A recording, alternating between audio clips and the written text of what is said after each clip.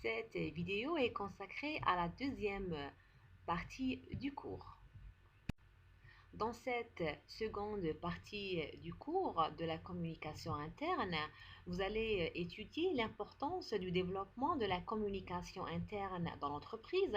Autrement dit, vous allez essayer de comprendre pourquoi pratiquer la communication interne dans l'entreprise ou bien quel est l'intérêt de la communication interne dans l'entreprise. Je vous consacrerai également une partie pour analyser le profil du manager et le profil du leader. Commençons d'abord par comprendre l'importance de la communication dans l'entreprise. Le système de communication est au cœur de la gestion des ressources humaines. Ceci est confirmé, car beaucoup de problèmes viennent des difficultés à communiquer, soit parce que l'information circule mal, soit parce qu'on a choisi les mauvais canaux de communication, où les personnes en charge de la communication n'ont pas le profil ou les compétences exigées, soit que le climat interne est défavorable à la circulation des informations, ou bien l'information circule uniquement dans certains groupes ou certains clans, voire certaines parties de l'entreprise, ou bien l'organisation de l'entreprise est mal adaptée pour la diffusion et pour la circulation des informations, ou carrément l'entreprise est dépourvue de toute culture communicationnelle, et là c'est très grave. Et donc l'insuffisance de l'information, elle va mener à l'incompréhension et à des dysfonctionnements qui vont alourdir le climat social ou le climat interne. Donc c'est la même chose, soit on dit climat social, soit on dit climat interne. Et donc ces dysfonctionnements sont source de malentendus, car les individus recourent à la rumeur lorsqu'il manque d'informations. Et donc, seules les informations claires et transmises à temps peuvent diminuer ces phénomènes. Voyons maintenant comment peut-on organiser un système de communication interne. D'abord, il faut savoir qu'un système de communication doit être structuré dans l'espace et structuré dans le temps. Dans l'espace, ceci en mettant en relief toutes les directions possibles des échanges interpersonnels, c'est-à-dire définir et tracer le schéma à travers lequel seront transmises et diffusées toutes les informations. En second, structuré dans le temps, car il y a des occasions favorables à la communication et des occasions défavorables à la communication. À titre d'exemple, lors de l'accueil des nouveaux embauchés, à l'occasion de la redéfinition des objectifs, à propos d'événements liés à la vie personnelle du salarié, mariage, promotion, décès, sortie en retraite, selon le climat relationnel, lors de tous les changements organisationnels, etc. Par exemple, si on veut informer sur l'entreprise, sur ses valeurs, sa charte, son organisation, sa vision, etc., on va choisir comme occasion favorable lors de l'entretien d'embauche. Donc, lors de cette occasion, on peut informer le futur employé de l'entreprise des valeurs de l'entreprise, de sa charte, de son organisation, de son ambition, etc. Et puis, comme occasion défavorable, donc il est déconseillé déjà de contacter des collègues ou le personnel durant leur temps de repos, les contacter chez eux, les contacter le soir, vers le tard. Tout ceci sont considérés comme étant des occasions défavorables pour contacter notamment un collègue ou voire une collègue. Alors passons maintenant aux aspects de la communication. Toute communication comprend deux aspects interdépendants. Nous avons d'abord une transmission de contenu et ensuite des relations interpersonnelles. Alors il faut savoir que ces deux aspects sont interdépendants, c'est-à-dire que chaque aspect complète l'autre et chaque aspect dépend de l'autre.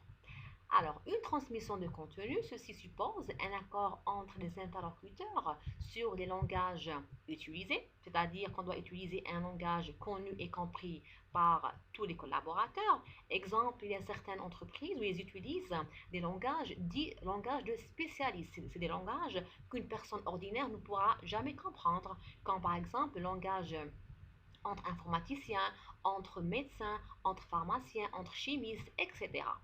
Donc, il est important de choisir les langages qui sont connus et compris par toute la communauté. Deuxième point, il faut être en accord sur les supports ou bien sur les technologies de communication qu'on va utiliser pour transmettre et pour faire circuler l'information. Par exemple, on va choisir de l'affichage, journal, email, SMS, notes d'information, réunion, etc. Donc ici, il faudra un accord entre les interlocuteurs pour choisir les supports qu'ils maîtrisent. Et du moins ici, on va se poser la question de l'acceptabilité de la technologie, notamment pour les nouvelles technologies. Par exemple, si on va opter pour l'utilisation de l'emailing, ici on doit être sûr que tous les collaborateurs déjà possèdent une boîte email et ils savent s'en servir. Les moyens de réduire les obstacles.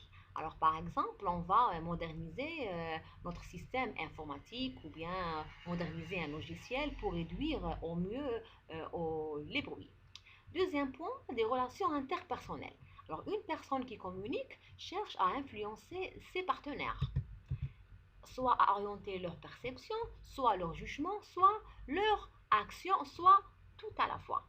Et donc, il est vrai qu'il est important de bien maîtriser ces deux aspects de communication et bien les définir dans l'entreprise.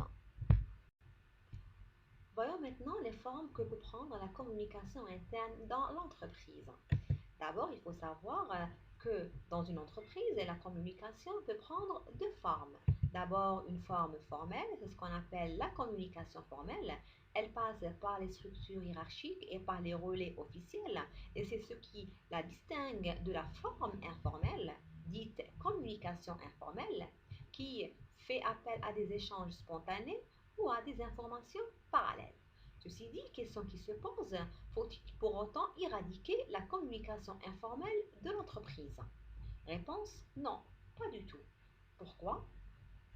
Il faut savoir que ce type de communication peut servir d'accompagnement aux informations formalisées ou être l'écho de contre-pouvoirs implicites. Exemple, dans le cas de rumeurs déformantes, de bouche à oreille négative, de rétention ou de distorsion d'informations ou de messages. Ici, la communication informelle peut jouer meilleur rôle que la communication formelle. Alors, servir d'accompagnement aux informations formalisées, par exemple, dans le cas d'une réunion stand-up, c'est ce qu'on appelle les réunions debout.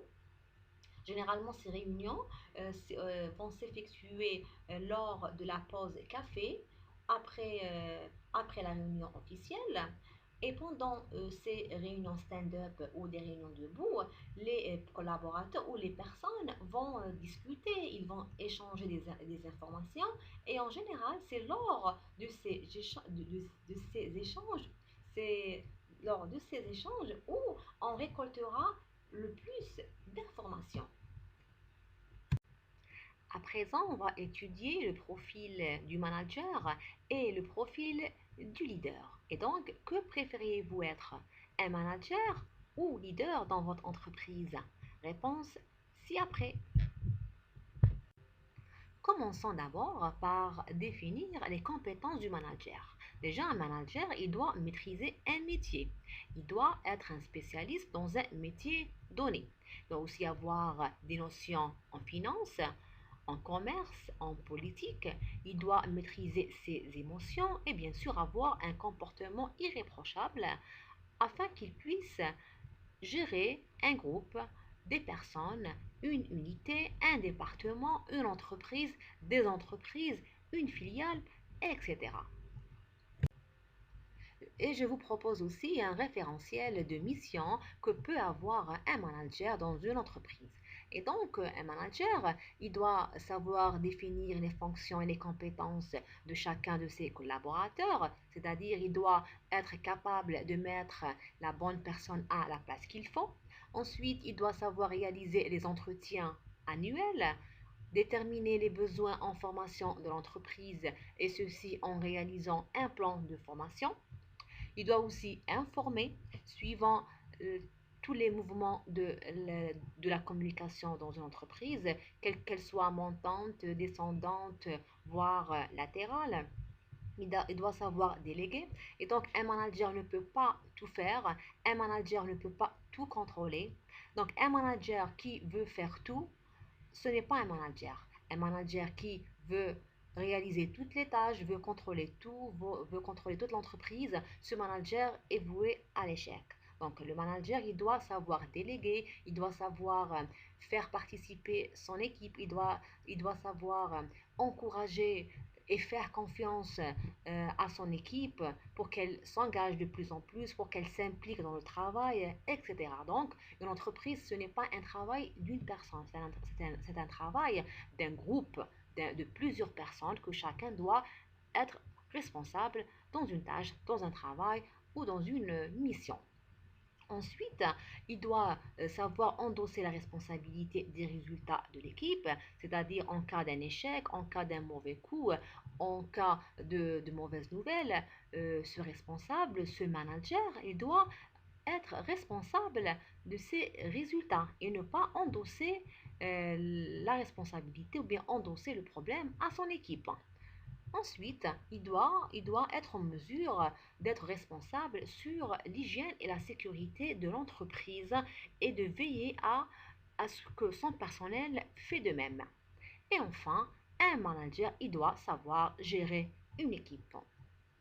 Passons maintenant au leader. Je vous présente 8 archétypes du leader. D'abord, un leader est bâtisseur. Ça veut dire qu'il sait bâtir une équipe, il sait bâtir un projet, il sait bâtir une idée, etc.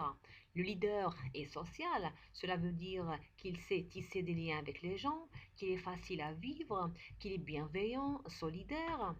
Un leader est stratège, ça veut dire qu'il a un objectif et il possède les moyens appropriés pour atteindre cet objectif. Il est catalyseur, cela veut dire qu'il sait rassembler, il sait unifier les personnes pour la bonne cause. Il est innovateur, ça veut dire qu'il est créatif, il a les capacités de créer des idées, c'est-à-dire qu'à partir d'une idée, il peut arriver à un projet porteur. Ensuite, il est communicateur. Ça veut dire qu'il sait communiquer, il sait comment transmettre le bon message à la bonne personne. Puis, un leader est coach et comme un coach, il sait encadrer une équipe, il sait encourager, il sait motiver son équipe. Enfin, un leader, bien sûr, doit être gestionnaire et maîtriser les différentes techniques de management. Voyons maintenant les compétences pro d'un leader. En fait, on reconnaît un leader avec les compétences suivantes. D'abord, il doit montrer le chemin, c'est-à-dire clarifier les valeurs et les idéaux, indiquer les repères et les valeurs aux collaborateurs. En second, il doit inspirer une vision partagée, c'est-à-dire donner une vision optimiste du futur et surtout donner l'espoir aux collaborateurs.